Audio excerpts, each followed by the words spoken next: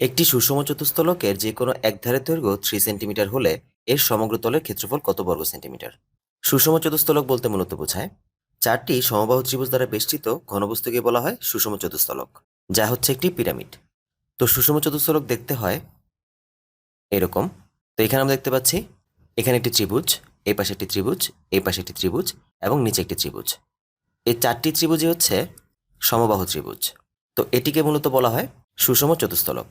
তো এর সমগ্র তলে ক্ষেত্রফল বের করতে বলা হয়েছে।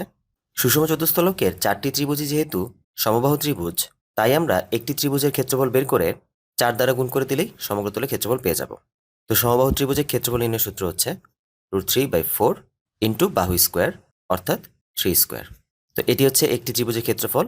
আমাদের তল হচ্ছে 4টি, তো এখানে যদি 4 দ্বারা গুণ করে দিই তাহলে চলে আসবে 9√3। দ্যাট মিনস এর সমগ্র তলের ক্ষেত্রফল হচ্ছে 9√3 বর্গ সেন্টিমিটার।